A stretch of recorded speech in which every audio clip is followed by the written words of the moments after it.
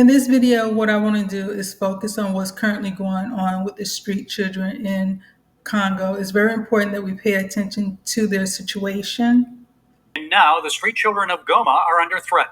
Camille Ntoto, CEO and president of Africa New Day Ministry, and his wife, Vice President Esther Ntoto, join us with more. There's a new development now. The mayor of Goma, I've seen the order. He issued an order saying all street children must be off the street this week, or they'll be, quote, transferred to what is deemed natural to face the full force of the law. Tell us about that mayoral mandate. What do you expect will happen? This is very important because what they've actually asked the people of Goma is basically take care of those children, because if you don't, we will. And what we have seen happen in Bukavu, and you've seen reports maybe of that that has happened in Bukavu, is that children were actually killed. Street children were killed. And so because it's the same group that has now taken over Goma, we can expect that past the deadline that they've actually given for those children to be off the street, that those that they will find in the street will have the same fate as those that were killed in Bukavu.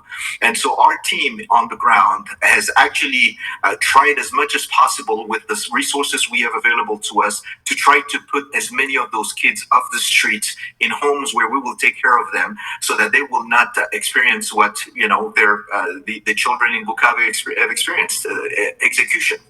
And other organizations are doing the same. And our team went to see the mayor. They couldn't see him, but they saw the secretary, and they told them what we were doing. And so many organizations went to see the mayor, and nothing has happened up to now. Well, the mayor, is he aligned with M23? Because M23 is in charge of Goma, are they not? Yes. All the official administrative authorities right now in Goma and Bukavu are of the M23 backed by Rwanda. Yeah, so this isn't the ADF at all. This is another group called M23 backed by Rwanda. What can be done to help these children? I doubt the U.S. has any pull with the mayor of Goma. He's allied with the M23 rebels, so what can be done? Well, at this point, really is the church, the existing humanitarian organizations that are still operating, and nonprofit organizations that are still in activity in Goma that are basically the hope for these children, that somehow the church will organize, Christians will organize, nonprofit organization will run to the rescue of those children and find a way to keep them off the streets so that they are not targeted by the groups. Unfortunately, they're not the only ones that are being targeted right now. We've also heard of young people being forcefully recruited in the army. And again, the need is humongous. But for the children, this is what we can do. We can organize as Christian community, as nonprofit organization, and find a way to keep these children off the streets. And we know that metals like cobalt, tantalum are abundant there and are used in the manufacture of microchips, lithium batteries. So is this really a battle over who controls Congo's mineral wealth? That's what it's all about. That is what it's all about. And everything we're talking about right now are only the consequences that people that are actually exploiting the mineral resources of Congo want us to focus on. So we're talking about the social and military and activities that are taking place, the political activities that are taking place, but the real root cause of all that is happening right now is the exploitation of the mineral resources, illegal exploitation of the mineral resources of Congo. Okay, a lot to pray about, right? What should we do as Christians? As Christians, I think you just said it. Prayer is the number one thing that we can all focus on. We believe in a God who can change the situation and the circumstances. Number two is to organize. I think it's one of the ways that we can work is actually find people on the ground. I mean, our organization is on the ground. There are other organizations on the ground that can actually organize in order to bring resources, a safe haven to those that are in danger. And number three, actually communicate, to be able to spread the news. I mean, one of the very important thing to do at this point is to make the world know what is happening in Eastern Congo. Yes. Because you hear about crisis in other parts of the world, but you seldom hear what's going on in Eastern Congo. Our top focus remains on the conflict in the Democratic Republic of Congo. As fighting rages on with the rebels in the country's east, the DRC has an offer for peace. It wants the United States and the European Union to access its key minerals directly in exchange for an intervention to end the conflict. The DRC's President Felix Tshisekedi reportedly wants the US and the EU to buy a stake in his country's vast mineral wealth, a sector that is currently dominated by China. President Tshisekedi specifically wants the US to go ahead and buy a stake in the DRC's mineral wealth. Currently, American companies source strategic raw materials from Rwanda, which the DRC says are looted and smuggled by the M23 rebels. Now, the Democratic Republic of Congo has vast mineral resources. It is considered to be among the world's wealthiest countries in terms of natural resources. It provides much of the world's coltan, which is used to power smartphones and computers. It also holds more than a half of the world's cobalt reserves used in electric vehicles. However, despite this mineral wealth, the DRC has not been able to benefit. Most of the minerals are located in its eastern region, particularly the North Kivu and South Kivu provinces. This area is the epicenter of a long-running deadly conflict that has been reignited. Ethnic Tutsi-led M23 rebels have resumed fighting, which has killed around 7,000 people in over a month. The rebels have seized two main cities in the east in the latest clashes. Neighboring Rwanda is accused of backing these rebels. Even though the root of the conflict is an ethnic dispute, the DRC says it is now a battle for minerals, as it accuses Kigali of looting them.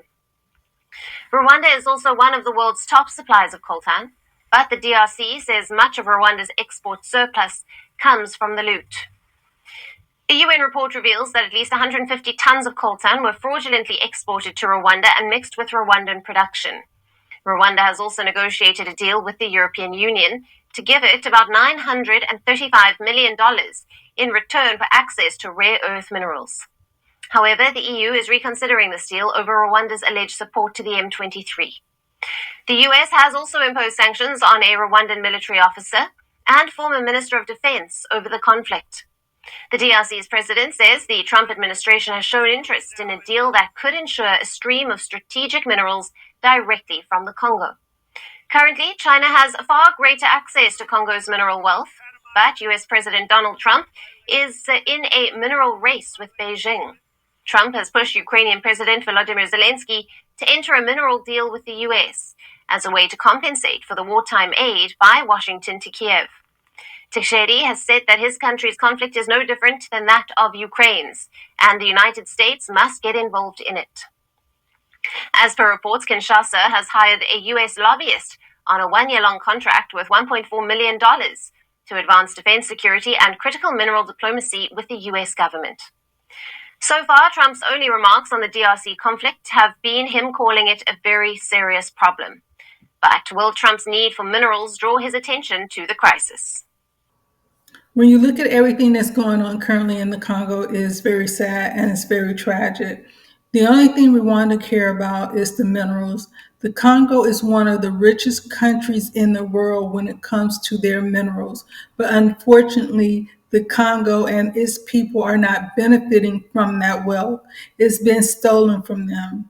Their lives have been taken in order for other countries to come in and take what's on their land.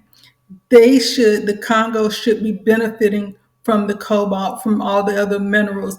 They should be able to produce it themselves and sell it to the world. They have what the world wants. They should not be living in poverty. They should not be afraid of their kids dying just so another country could come in and steal from them. Christians should not have to worry about losing their lives just because another country want to send an ISIS terrorist group in there to disrupt the way they're living, to disrupt everything, to cause conflict and confusion. This should not be happening. This is something that we need to keep in the forefront so the world can see what's going on and so the world can see what's happening. Because as long as we're not speaking about it, as long as no one is looking at it, Rwanda will continue doing what they're doing to the Congo. And that's not right. Those people should not have to live in those conditions with the wealth they have on their land because everyone else is choosing to take advantage of them, not caring about their lives, not caring about how they live, not caring about their kids, just what they can get from that country, what they can dig up out of the ground. And something needs, it needs to be out in the forefront. As Christians, we can pray that things work out for the best for the Congo. But at the same time, we need to continue to push this information out there so the world can see what's going on. Proverbs 23, 10 through 11. Do not move an ancient landmark or enter the fields of the fatherless, for their Redeemer is strong. He will plead their cause against you. My name is Delmarshae. I would like to thank you for watching my video. Please like, share, and subscribe. Thank you.